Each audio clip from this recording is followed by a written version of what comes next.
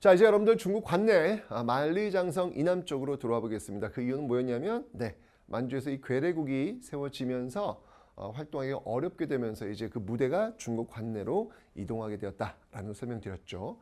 자, 이 중국 관내에서 우리가 잊지 말아야 될 조직이 있어요. 그건 뭐냐면 바로 1919년 3.1운동의 결과 출범했던 대한민국 임시정부, 연해주의 대한국민의회, 그리고 상하이의 임시정부, 그리고 서울의 한성정부를 합쳐가지고 이 상하이의 대한민국 임시정부가 수립되었다라고 말씀드렸잖아요. 그죠? 굉장히 좀 어려움이 있었지만 여전히 그 명맥을 이어가고 있습니다. 자, 한번 그 흐름을 다시 한번 복습을 한번 해보도록 하죠. 자, 대한민국 임시정부 김구가 지금 주도하고 있었는데요. 20년대에 위기가 있더라. 그러면서 그 위기를 극복하기 위해서 회의가 열렸다. 그 회의가 무엇이었다? 바로 국민대표회의였다. 1923년이었다. 그런데 여기서 이제 창조파와 개조파가 대립하면서 결론을 내지 못하고 더욱더 위축되어 갔다라고 설명드렸습니다. 그 모습으로 쭉 가다가 무언가 대한민국 임시정부가 살아있음을 알릴 필요가 있어서 만든 조직이 있습니다. 그 조직이 바로 한인애국단이었다라고 설명을 드렸습니다. 자, 이 한인애국단원 대표적인 인물이 있다면 바로 이봉창, 연봉길. 이봉창은 일본에서 이 천황에게 폭탄을 투척했던 인물이고요. 연봉길은 중국에서 바로 헐커공원에 폭탄을 투척했던 그런 인물. 특히 윤봉길 의거는 성공을 한단 말이에요. 이 윤봉길 의거가 성공을 하면서 중국 정부가 와우, 중국인 100만 대군이 못할 일을 조선인 한 명이 해냈다라고 하면서 이때부터 전폭적인 지원을 하게 되더라라고 제가 설명을 드렸습니다. 그죠? 중국 정부의 전폭적인 지원. 윤봉길 의거가 성공하면서 이게 이렇게 한 조직입니다. 전폭적인 중국 정부의 지원이 있었더라. 이 결과 중국의 지원 있었다라고 설명을 드렸습니다. 그죠? 자, 이게 한인 애국단의 모습이에요. 그런데 더 이상 이렇게 이제 상하이에서 성공하다 보니까 더 이상 상하이에서 임시정부를 꾸릴 수가 없었죠. 그래서 이제 상하이 시대를 마무리하고 대장정의 길을 걸어서 어디로? 최종 정착지 충칭으로 들어가더라. 그게 1940년이었다. 8년 6,000km의 대장정이었다라고 제가 설명을 드렸습니다. 그죠? 자, 그러면서 그런 여정 속에서 이 대한민국 임시정부가 만든 조직이 하나 있어요. 당을 하나 만드는데요. 그 대장정의 그 과정에서 그 당이 뭐냐면 바로 한국국민당이라는 겁니다. 한국국민당이라고 하는 것을 1935년도에 만듭니다. 사실 이 당시 35년도에 좀 굉장히 큰 이슈가 있었어요. 뭐냐면 이 중국 관내에 있었던 모든 세력들이 통합하려는 움직임이 있었어요. 그런데 이 대한민국 임시정부 계열, 특히 이 백범 김구 계열은 여기에 들어가질 않으면서 독자적인 당을 만들게 되는데 그 당이 바로 한국국민당이다라는 겁니다. 시험에 나올 확률 거의 없으니까 그냥 그렇게만 이해하세요. 그러다가 이제 대한민국 임시정부를 중심으로 여러 세력이 모입니다. 그게 1940년 충칭에 와서고요. 그래서 만들어진 당이 바로 이 한국독립당이다라는 거예요. 여러분들 한국독립당에 대해서는 이미 배웠습니다. 대한민국 임시정부를 하면서 충칭에 와서 정부 여당 한국독립당을 만들었다라고 제가 설명을 드렸습니다. 자, 그러면 여러분들 좀 하나 헷갈리실 게 있어요. 선생님, 한국독립당 이거 어디 들어봤는데요? 안 들어봤어요? 안 들어봤으면 되게 심각한 겁니다, 여러분들. 우리 방금 배웠는데 만주 지역에서 배웠잖아요. 만주 지역에서. 만주 한번 가볼까요? 여기 있잖아요, 여기. 여기 있잖아요. 한국 독립당. 그죠? 아니 선생님 여기 한국 독립당이 있는데 그럼 이거하고 뭐예요? 왜 이름이 똑같아요? 네. 왜요? 똑같으면 안 돼요? 뭐 그럴 수도 있지 뭐. 선생님 복잡해요. 네, 뭐 근데 여러분 생각해봐. 이 당시에 어떤 단체 이름을 지으려고 해요. 그러면 옵션이 그렇게 많아요? 별로 없어요. 일단 한국 아니면 조선 둘 중에 하나 쓸 것이고 독립 아니면 뭘 쓸 거야? 혁명. 뭐 이런 키워드 외에는 쓸 게 없어요. 그러다 보니까 단체 이름들이 비슷해질 수밖에 없겠죠. 네, 그래서 1930년대 초반 있었던 한국 독립당과 그리고 지금 1940년 충칭에서 만들어진 한국 독립당은 이름은 똑같지만 별개의 조직이다라는 것을 다시 한번 정리해 드리도록 하겠습니다. 자, 그리고 여러분들 이 40년도에 대한민국 임시정부 산하 부대라 할 수 있는 한국 광복군이 또 만들어진다라고 설명드렸습니다. 제가 이 한국 광복군에 대해서는 이미 설명을 드렸어요.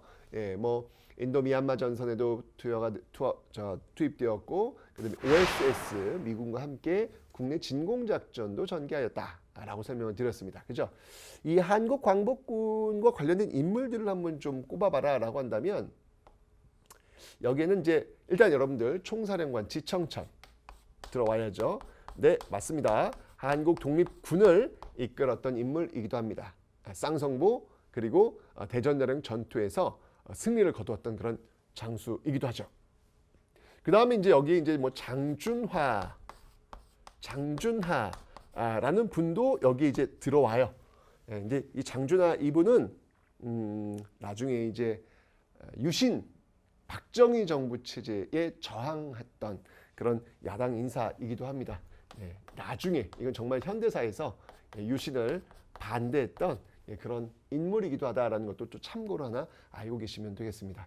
어쨌건 그런 인물들이 이렇게 일제강점기에는 일제에 맞서 싸웠고 현대사에서는 민주주의를 위해서 독재에 맞서 싸우는 그 저항의 모습들을 계속 이어가고 있었구나라는 거 기억하시면 되겠죠. 그죠?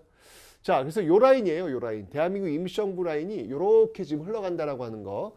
이건 사실 제가 대한민국 임시정부의 그 흐름을 한번 쭉 정리해 드렸기 때문에 여러분이 잘 아실 겁니다. 그죠? 그런데 1930년대 중반에 사실은 더 강력한 세력이 있었어요. 대한민국 임시정부는 사실 이 충칭에 오면서부터 이제 더 그 힘이 굉장히 강해지는 것이고 30년대는 사실 대한민국 임시정부가 많이 위축되어 있는 상황이긴 했거든요. 그보다 더 큰 조직이 생기게 됩니다. 자, 그 계열이 뭐냐면 이렇게 또 다른 계열이 있어요. 또 다른 계열. 예, 여기 지금 대한민국 임시정부 라인이 있다면 네, 바로 이렇게 김원봉 라인이 있어요. 김원봉 라인. 백범 김구가 그 당시 이 윤봉길 의거를 계기로 해서 현상금이 붙죠. 이때 우리 돈으로 약 200억 정도. 그죠? 근데 이 김원봉 같은 경우에는 의열단 뭐 이렇게 폭탄 투척은 뭐 너무나도 많이 했잖아요. 그죠? 320억. 네. 이렇게 엄청나. 이 두 분만 합쳐도 몸값이 500억이 넘습니다. 이야, 와. 근데 그 정도는 되셔야죠. 그죠? 예, 그 정도는 되셔야죠. 뭐 500억도 제가 볼 때는 그 정도밖에 안 되나? 라는 생각이 들 정도로 어떻게 보면은 우리 독립운동의 수반과도 같은 어떤 그런 인물들이기 때문에 여러분들이 좀 기억해 놓으셔야 되겠습니다. 자, 이 의열단을 이끌고 있었던 이 김원봉. 자, 기억나요, 여러분들? 의열투쟁을 하다가 이렇게 개별적 투쟁 갖고는 좀 한계가 있겠다라는 판단이 들어서 군대를 만들고 당을 만들고 조직화된 모습들로 발전해야 되겠다라고 해서 이 의열 단원들이 당시 중국의 육사를 할 수 있는 이 학교에 입교해서 그런 어떤 군사 조직 문화를 배우게 되더라라고 설명을 드렸습니다. 그 학교가 어디였죠? 네, 바로 황푸군관학교였습니다. 황푸군관학교. 군관학교에 네, 입교하는 모습들도 있다라고 설명드렸습니다. 그러다가 이제 학교를 아예 만들어요. 예, 그 학교 이름이 뭐였냐면 이제 조선혁명하기 위한 조선혁명 간부학교, 조선혁명 간부학교를 예, 만들기도 합니다. 자, 그러다가 이제 아예 당을 만들게 되는데요. 그 당 이름이 바로 예, 민족혁명당이다라는 거예요. 같은 35년도 라인이죠, 여러분들. 아, 그러면서 왜 한국국민당이 만들어졌구나 라는 거 아까 제가 설명을 읊어 드렸습니다. 그러니까 이 민족혁명당은 다 모이는 거예요. 이 민족혁명, 이 김원봉 라인으로 다 모이게 되는 예, 그런 어떤 모습들이 지금 나타나고 있다라는 얘기죠. 이 민족혁명당으로 이 많은 세력들이 모이게 되는데 이게 또 너무 의열단 중심, 김원봉 중심의 그 세력으로 재편된 듯하다 보니까 또 많은 사람들이 또 빠져나가요. 그 빠져나간 사람들이 이후 백범 김구 라인 쪽으로 들어가게 되면서 40년도 대한민국 임시정부의 힘이 또 강해지는 그런 모습들을 갖게 된다라는 것이죠.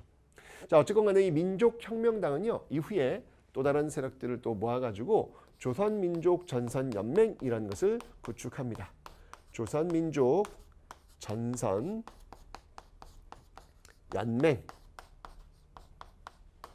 이라는 것을 구축하고 있습니다. 그 조선민족전선연맹이 1937년도에 조직되는데요. 그 산하 부대가 뭐냐면 바로 이 조선의용대다라는 겁니다. 이 조선의용대는 1938년도에 조직이 되는데 여러분 이 조선의용대에 굉장히 중요한 역사적 의의가 있습니다. 그 의의가 뭐냐면요. 이 조선의용대는 바로 중국 관내 최초의 한인 부대라는 거예요.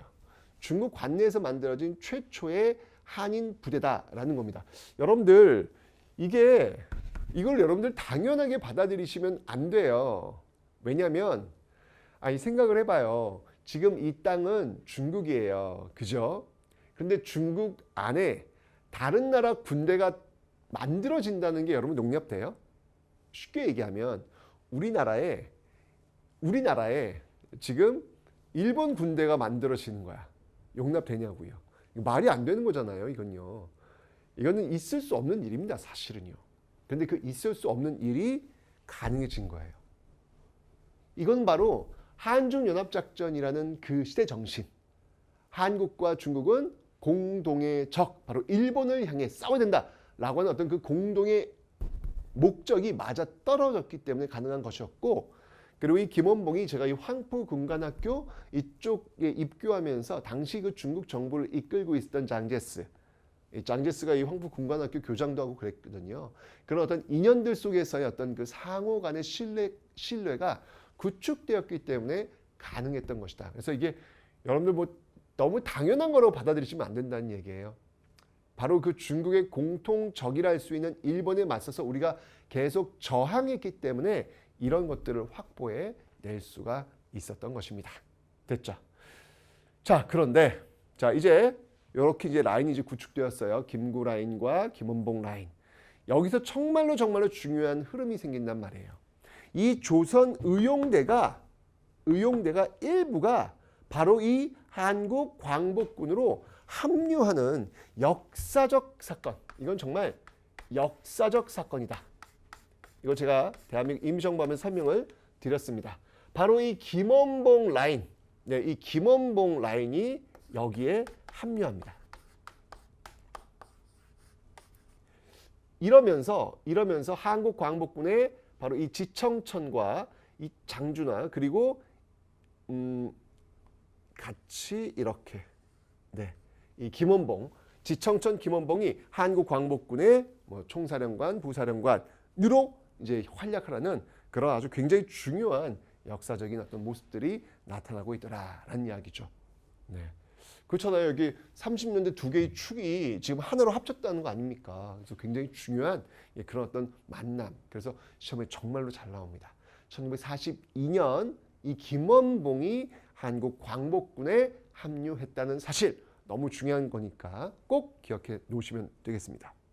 그런데 사실 이제 이 대한민국 임시정부 이쪽 진영은 사실은 민족주의적 성향이 조금 강하죠. 물론 그런 것들을 탈피하기 위해서 김원봉도 합류하고 조소왕도 합류하고 뭐 이런 어떤 모습들이 있었지만 여전히 좀 민족주의적 성이 좀 강하다. 그래서 여기에 반발하는 세력들이 여전히 있었어요.